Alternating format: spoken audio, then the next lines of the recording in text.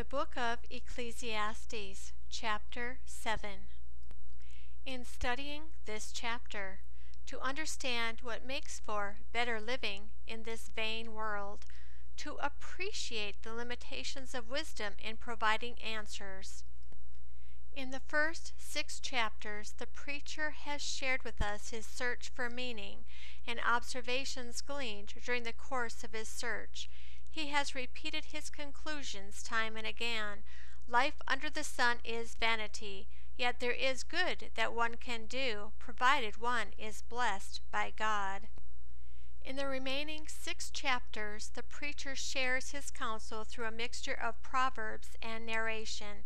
He imparts wisdom designed to make the most of life under the sun. In other words, while life under the sun is vanity, how then should we live? The first half of chapter 7 offers counsel for better living with a series of comparisons. For example, honor is better than luxury. Your day of death is better than your day of birth. A funeral is better than a party, etc. 7 verses 1 through 6. A good name is better than fine perfume, and the day of death better than the day of one's birth. It is better to go to the house of mourning than to go to the house of feasting, for that is the end of all men, and the living should take this to heart. Sorrow is better than laughter, for by the sadness of the face the heart is made good. The heart of the wise is in the house of mourning, but the heart of fools is in the house of mirth. It is better to hear the rebuke of the wise than for a man to hear the song of fools. For as the crackling of thorns under a pot, so is the laughter of the fool. This also is vanity. 7 verses 7 through 10. Surely extortion makes the wise man foolish, and a bribe destroys the understanding. Better is the end of a thing than its beginning. The patient in spirit is better than the proud in spirit.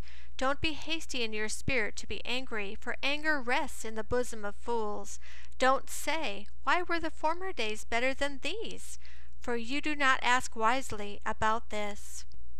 7 verses 11 and 12. Wisdom is as good as an inheritance. Yes, it is more excellent for those who see the sun. For wisdom is a defense, even as money is a defense.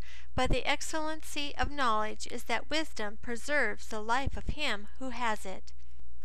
His estimation of what is better may often sound strange, but it comes from who has learned from both experience as well as inspiration.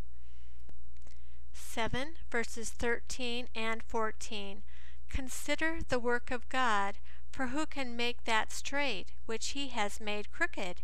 In the day of prosperity be joyful, and in the day of adversity consider.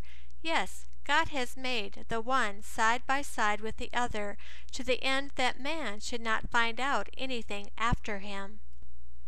The second half of the chapter offers counsel for balanced living. There are challenging and difficult statements which should be understood in their context, and in the context of the Bible as a whole.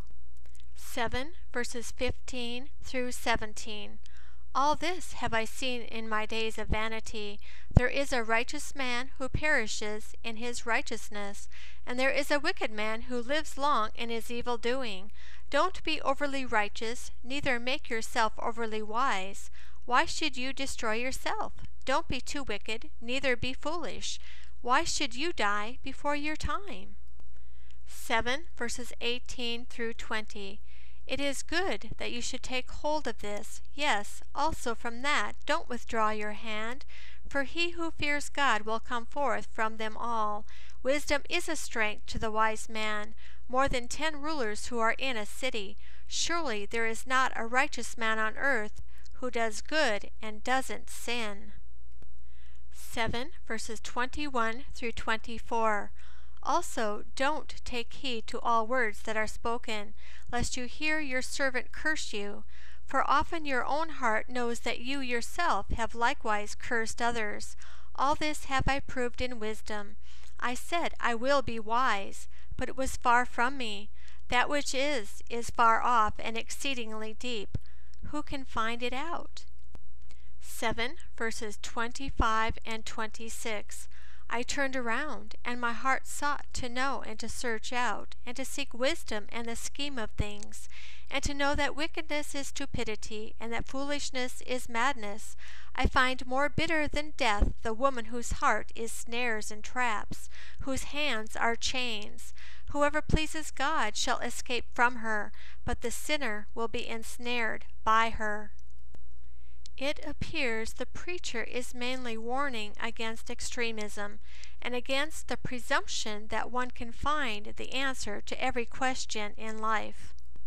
7 verses 27 through 29.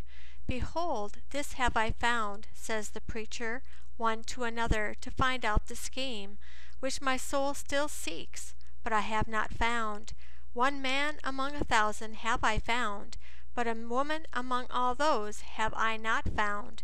Behold, this only have I found, that God made man upright, but they search for many schemes. This concludes chapter 7 of the book of Ecclesiastes.